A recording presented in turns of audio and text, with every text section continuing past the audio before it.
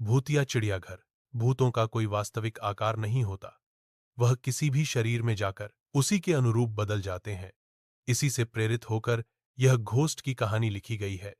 भूतिया कहानी पढ़ने में रोमांचक होती है और ऐसी ही रोमांचक कहानी है भूतिया चिड़ियाघर। शहरों में लोगों की आबादी लगातार बढ़ती जा रही है। इसके लिए रिहायशी इलाके भी बढ़ते जा रहे हैं और रिहायशी कॉलोनियों को बनाने के लिए जंगल कट रहे हैं।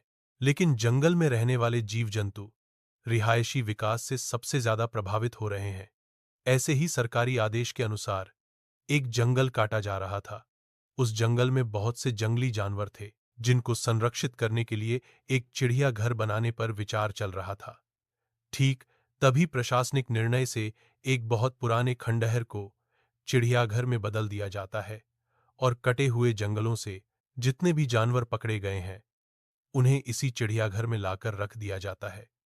लेकिन सभी इस बात से अनजान थे कि यह खंडार कोई साधारण भवन नहीं है, बल्कि भूतों का एक रहस्यमयी ठिकाना है। आज भी कई भूत खंडहर के कोने कोने में उपस्थित हैं और प्रशासनिक अधिकारियों को भूतों की दहशत का नमूना जल्द ही दिखाई देने वाला था, क्योंकि जितने भी जानवरों को खंडहर में लाया गया था सभी के बर्ताव डरावने हो चुके थे। उनके पिंजरे के करीब जाते ही वह जोर जोर से आवाज निकालने लगते।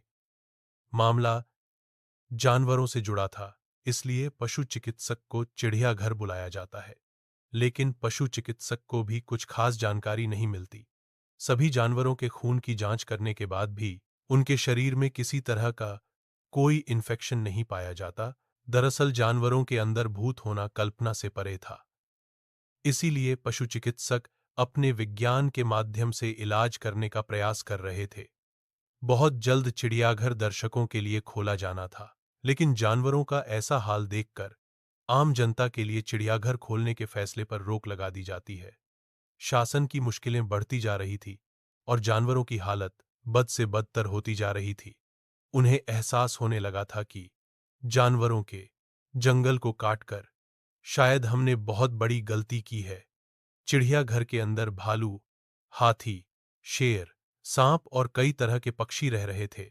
एक रात सभी जानवर भूतिया प्रभाव से उग्र हो जाते हैं और खंडहर की दीवारों को धक्का मार मार के गिरा देते हैं। दीवार गिरते ही सभी जानवर रिहायशी क्षेत्रों की तरफ दौड़ पड़ते हैं। भूतिया चिड़ियाघर खाली हो चुका था और सड़कों में जानवर मौत का तांडव मचा रहे थे। रास्ते से निकलने वाली गाड़ियों को हाथी अपने हमले से क्षतिग्रस्त कर रहे थे और शेर, चीते इंसानों को कई टुकड़ों में काट रहे थे। शहर की सड़कों पर खून की नदियां बहने लगी और प्रशासन हाथ में हाथ धरे बैठा था। किसी को कुछ समझ में नहीं आ रहा था कि इतने सारे जानवरों को कैसे काबू में किया जाए। सारे शहर में कर्फ्यू लगा दिया गया था। सभी को लग रहा था कि जंगली जानवर अचानक जंगलों के कटने से पागल हो चुके हैं, इसलिए इतना नरसंहार कर रहे हैं। किसी भी कानून में इंसानों की जान को प्राथमिकता दी जाती है, इसलिए जंगली जानवरों को मारने के आदेश जारी कर दिए जाते हैं और आदमखोर जानवरों को हेलीकॉप्टर की मदद से ट्रैक किया जाने लगता है। शहर के चारों तरफ मौत मंडरा रही थी। जानवर अब कॉलोनियों में घुसकर लोगों के घर तोड़ने लगे। जानवरों की दहशत से कोई पहाड़ में भाग रहा था तो कोई पेड़ में चढ़ रहा था। सब कहीं न कहीं अपनी जान बचाने में लगे हुए थे। सारे शहर में आर्मी तैनात कर दी जाती है और आर्मी टैंक रोड पर जानवरों को ढूंढ ढूंढ कर मार रहे होते हैं। लेकिन जानवरों के अंदर भूत सवार थे, इसलिए वह बेखौफ होकर आर्मी के टैंकों की धज्जियां उड़ा देते हैं। हाथी अपनी जोरदार टक्कर से कई टैंकों को धराशायी कर देते हैं। जानवर किसी के कंट्रोल में नहीं आ रहे थे।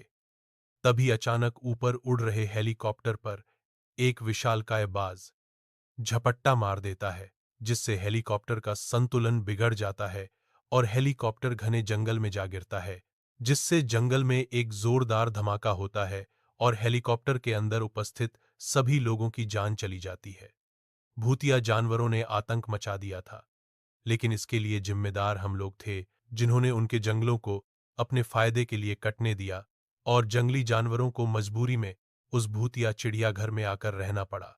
आर्मी की गोली से अचानक एक शेर मर जाता है जिसे उठाकर अनुसंधान केंद्र लाया जाता है ताकि उसकी जांच से पता लगाया जा सके है कि सभी जानवर किस वजह से ऐसा बर्ताव कर रहे हैं।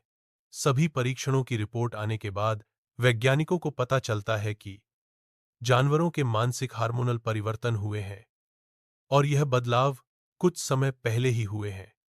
लेकिन ऐसा क्यों हुआ और जानवर ऐसा किस वजह से कर रहे थे, इसका पता खंडहर के अंदर ही चल सकता था।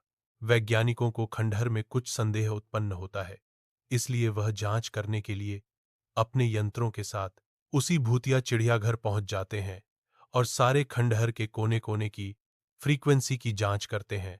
तब उन्हें अपने डिवाइस पर आत्माओं के होने के संकेत दिखाई देते हैं। वैज्ञानिकों को पता चल जाता है कि सभी जानवरों के शरीर को भूत प्रेतों ने कब्जा कर लिया है और अब भूत ही शहर में आतंक मचा रहे हैं। वैज्ञानिक प्रशासनिक अधिकारियों से मुलाकात करते हैं और बताते हैं कि सभी जानवरों के आदमखोर बनने की वजह भूतिया आत्माएं हैं जो कि उस खंडहर में मौजूद हैं। हमें जानवरों के अंदर से भूत निकालना होगा ताकि जानवरों को संरक्षित जा सके और शहर को श्मशान बनने से रोका जा सके। जानवरों को पकड़ने के लिए स्पेशल कमांडो की एक टीम बनाई जाती है, जिन्हें कुछ खास हथियार दिए जाते हैं। कमांडो एक एक करके सभी जानवरों को बुलेट गन इंजेक्शन की मदद से काबू में कर लेते हैं, लेकिन मजबूरी में कुछ जानवरों को जान से मारना पड़ता है।